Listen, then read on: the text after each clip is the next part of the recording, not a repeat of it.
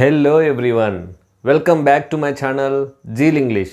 I welcome all the teaching and learning community to my channel Zeal English. In this video, we are going to discuss another useful topic under spoken grammar series. Collective noun కి సంబంధించి ఎందుకు confusion ఉంటుంది అంటే collective noun takes both singular and plural verbs. చూడండి, collective noun singular వర్బ్ని తీసుకుంటుంది, plural వర్బ్ని తీసుకుంటుంది. కాబట్టే competitive aspirants కన్ఫ్యూజన్కి గురవుతారు.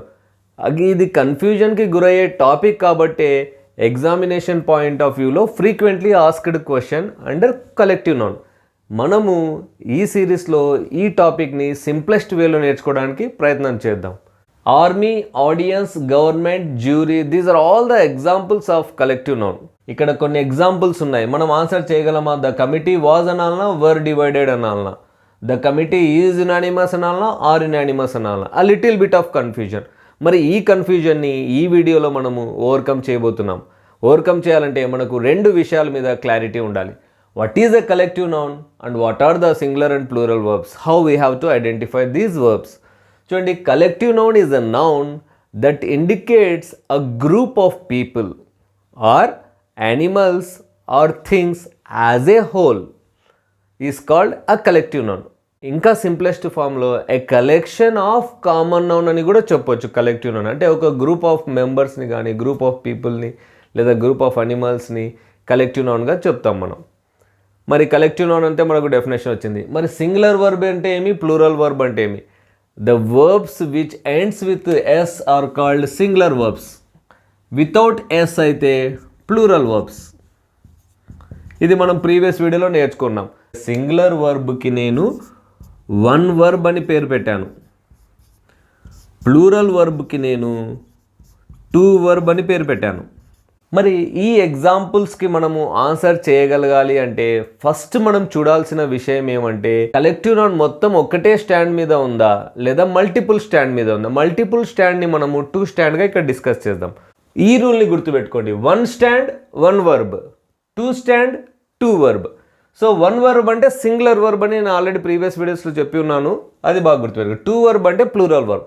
ఇప్పుడు మనము కలెక్టివ్ నౌన్కి సంబంధించి ఒక స్టేట్మెంట్ ఎదురైతే ఆ కలెక్టివ్ నౌన్ మొత్తం వన్ స్టాండ్ సింగిల్ స్టాండ్లో ఉందా లేదా చూడాలి. The committee divided on this issue. మరి కమిటీ అనేది కలెక్టివ్ నౌన్. కలెక్టివ్ నౌన్ అనేది ఒకటే స్టాండ్ తీసుకుందా, మొత్తం కలెక్టివ్ నౌన్ ఒకే స్టాండ్ మీద ఉందా అనేది సెన్స్ తీసుకుందాం. కమిటీ డివైడెడ్ అన్నప్పుడు they have different opinions. So divided. So ఒక స్టాండ్ లేదు, వన్ స్టాండ్ లేదు.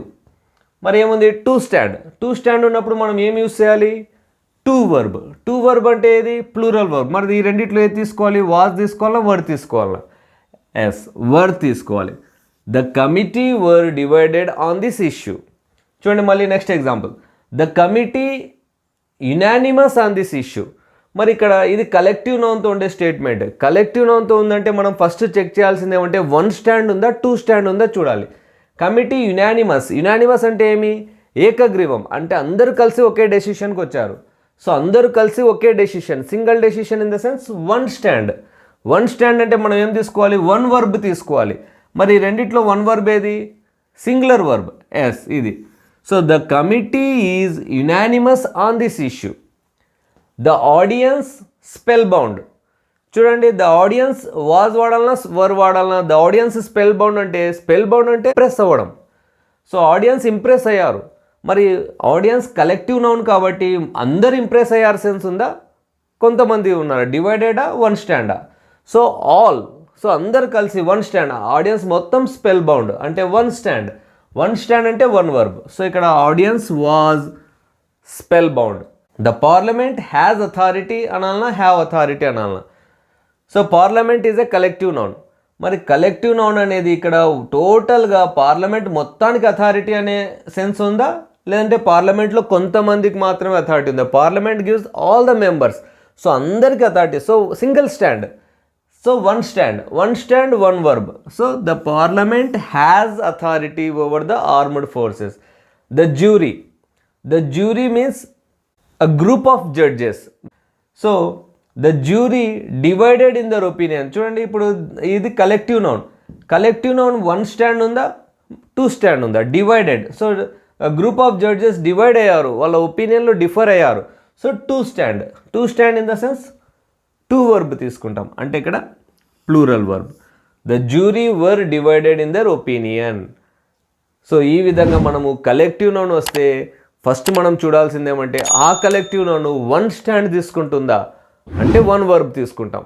కలెక్టివ్ నౌన్ 2 స్టాండ్ అంటే మల్టిపుల్ స్టాండ్ అంటే మల్టిపుల్ ఒపీనియన్స్ ఉన్నాయనుకోండి, ప్లూరల్ వర్బ్. ఈ విధంగా మనం కలెక్టివ్ నౌన్కి సంబంధించి కాంపిటేటివ్ ఎగ్జామ్స్లో ఎటువంటి క్వశ్చనింగ్ వచ్చినా కూడా వర్బ్ యూసేజ్ దగ్గర మనము పర్ఫెక్ట్గా వర్బ్ని యూస్ చేయగలము. 1 స్టాండ్ అయితే 1 వర్బ్, 2 స్టాండ్ అయితే 2 వర్బ్ తీసుకుంటాం. మరి నా ఈ ఎఫర్ట్ మీ అందరికీ నచ్చింది కదా? నచ్చితే ఏం చేయాలి? లైక్ చేయాలి. ఏం చేయాలి? షేర్ చేయాలి. ఏం చేయాలి? సబ్స్క్రైబ్ చేయాలి. Zeal English. Thanks for watching. We will meet with another useful video. Till then, take care. Bye.